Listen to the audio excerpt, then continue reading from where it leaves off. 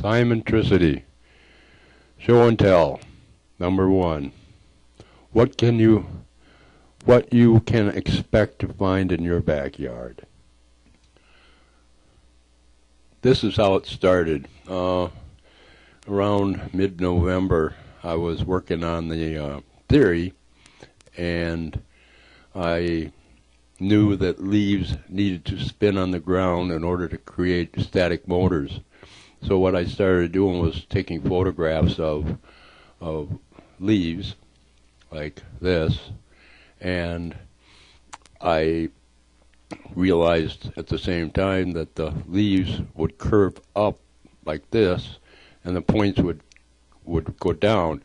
In other words, when the wind blows these leaves around, they flip over, and then they have more tendency to spin on the ground in reference to my theory. So I was trying to hold up these leaves and get shots of them standing up against the wall, and I was cropping them so that I could get different kinds of shots of what I was doing. See how now this one's flipped up, and when the wind blows them, they have the tendency of spinning in a circle, creating what I call static motors. And then the static motors are the leaves create the static motors, and then the static motors deteriorate the clouds. But so I was working on this. Well, I tried to hold the leaves up by hand or without the scissors there, so that but they wouldn't stay up. I had to put a pair of scissors here to keep the leaves from falling down. They just kept falling down. Okay, I'll use the scissors and I'll crop it when I'm done. So that's what I was doing. I was taking pictures like this, and then the main thing I was going to do was to crop them, like I said, and this is what happened. This is how I discovered it. You see this white stuff? I go, what in the world is this? Oh, now I got to do it all over again. I don't understand where this is coming from. And then I realized that I was trying to hold them up in the air, like I said earlier, but they kept falling down, so I used the scissors. But because they kept falling down, then I realized, oh, it's on the leaves, and it fell off the leaves. So what I did then is I ran outside and started taking pictures.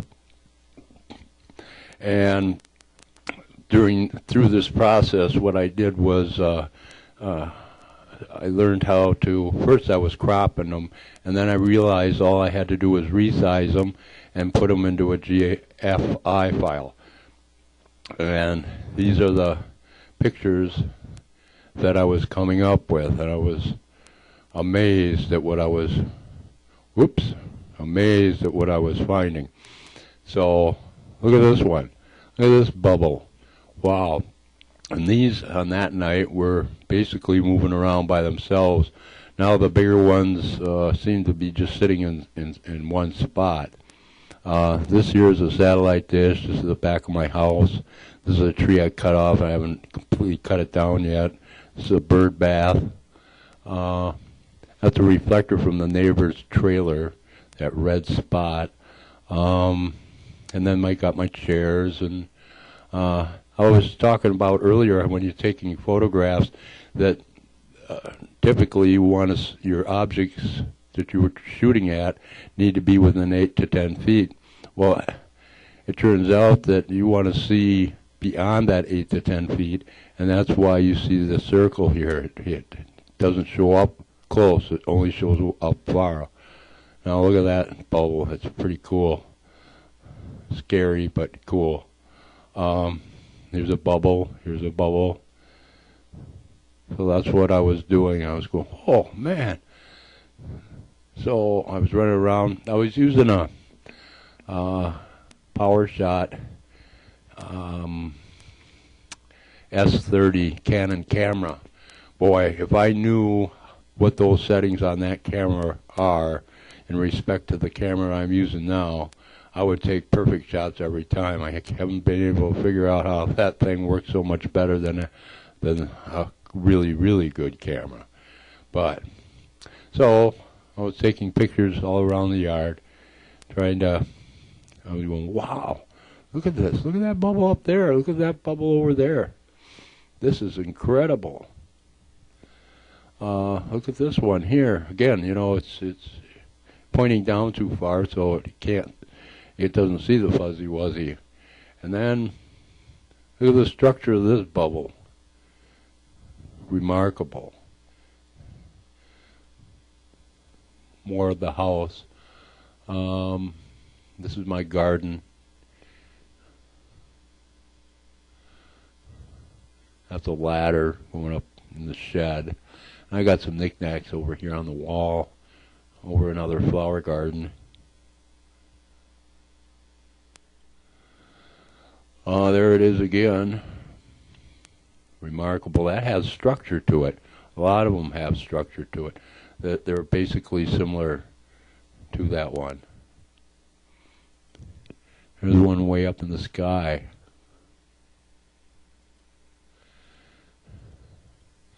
They're scattered all around. Seems like they get caught in the tree. They just hang in there for some reason.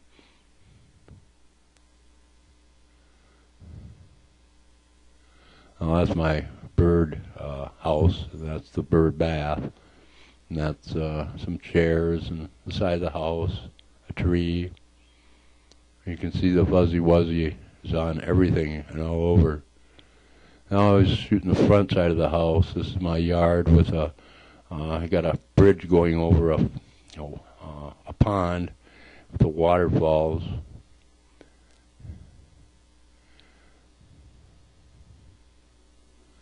I was trying different sizes, figuring out how the best way to make this work. So I was trying lots of different, there was no settings on the camera, I had to deal with that. But how far away objects need to be. Here's a good example of how when you see objects up close like you're supposed to with a camera, it'll see the objects, and then beyond that,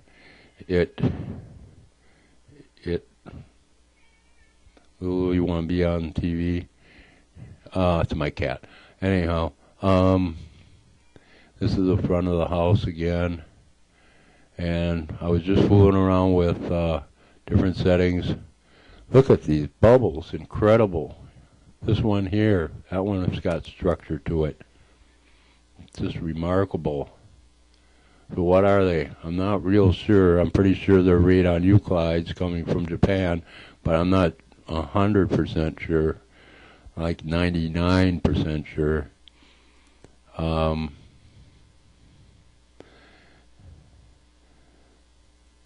The thing to notice too, all these pictures on this video are going to be done with the shot with this Canon S30. But right up here at the very top, occasionally if you see a picture there that really interests you, the settings might be up here.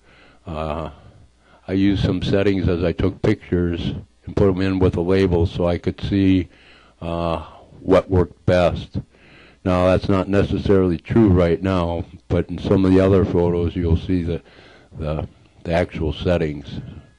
So that came out pretty handy in for this here video.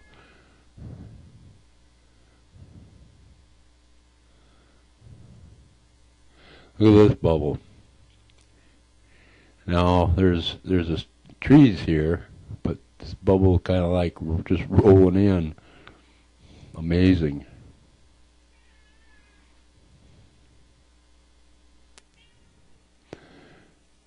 Here's some fuzzy wuzzy. Now these were the area where I was picking those leaves up in the first place when I first discovered this. I was out there taking pictures of the leaves, and that stuff I guess does fall off leaves.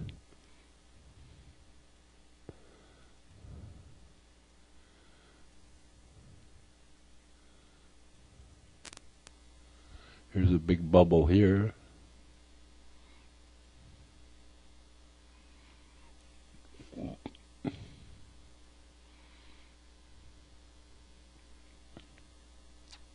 So there was a whole range of different types of of pictures.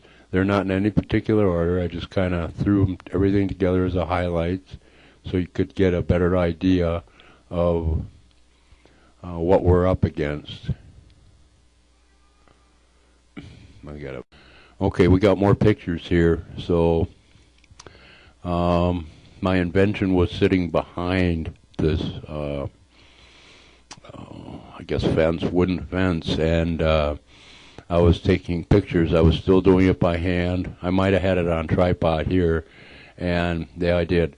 And I would just take pictures. I could only get them every 5 to 10 seconds because that's all faster I could take them with this kind of a camera.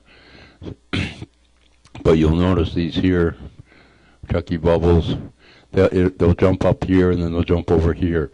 And because I could only take pictures every 5 to maybe 15 seconds, you know, like really hard to tell what was going on. It's too bad I didn't have that other camera in this situation. I think it would have shown the bubbles a whole lot better.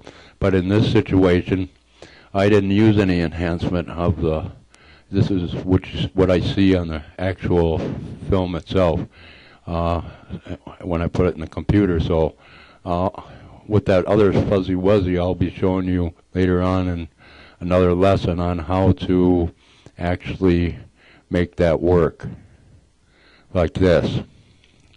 Look at this one. It almost looks as though it's traveling in this direction and it's dribbling off the fuzzy wuzzy as the Chucky bubble floats by. This here is I was experimenting with static electricity because that's what the theory is based on.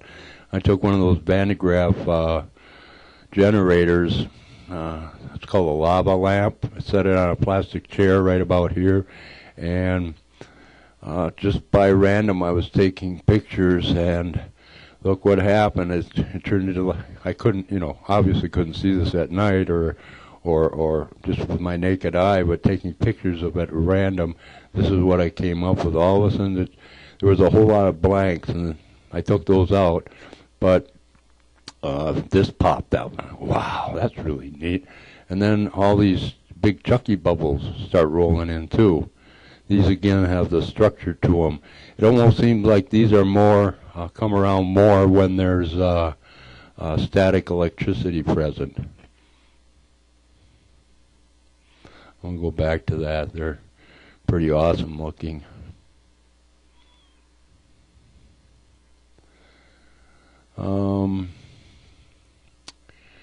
Another big bubble up here floating around. More of them, little ones, and a bunch of fuzzy wuzzy around.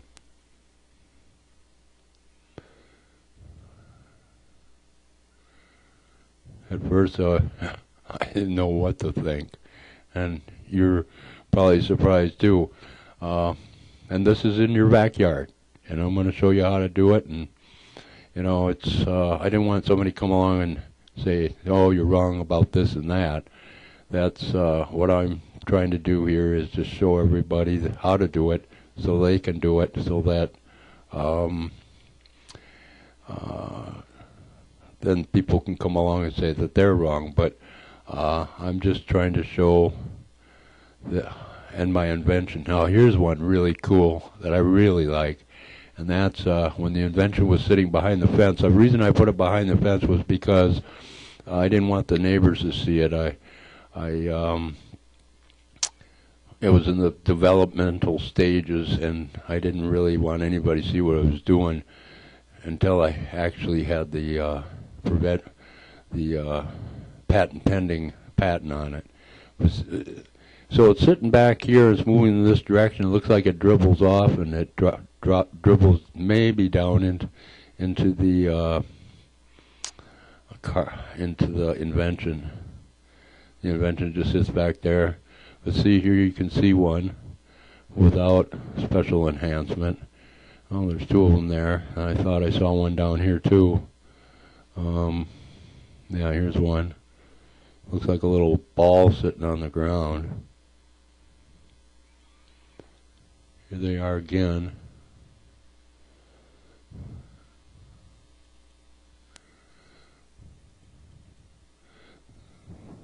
Now see that reflector? I put that on there so that when I'm taking pictures, because this is dark, this is you can't see what you're doing. You don't know where to aim. So I get the general idea where to aim, but it's just a tiny little reflector, so it indicates that that's where my invention is. See if that helping attract these Chucky bubbles. This here was in Apple Valley. It was snowing that night, but see how now that's Apple Valley, Minnesota, United States. There's some pretty neat structure to this stuff. You look at these; it almost looks like something that should be out in outer space, not right in somebody's backyard. This one's even green. That one's got structure, and there was a little bit of snow. You know, these might be snowflakes, but these aren't snowflakes. Seems like this stuff comes around more under wet conditions, fog or whatever. Here's one here, right here, that's the one I had a blow-up of earlier. Here's some hanging up in the trees.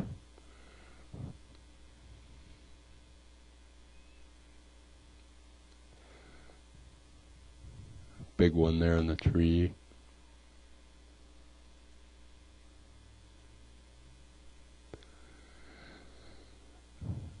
Some of these might look duplicated. They might be because I just threw them together real quick. Here's my inventions, one here and one here. And now I don't have that with me. I have been trying to track them down out of tens of thousands of pictures I have. It's sometimes hard to keep track of what I'm doing, but you can see the Chucky bubbles right here. And it did snow that night, but it wasn't snowing when I took these pictures, and it almost looked as though you could see the tree like almost shake, or the snow just start to dribble down, and then the Chucky bubbles, it sure seemed like they came out of the snow, and then they moved up towards the inventions. But I'm not real sure about that, but I'm pretty sure.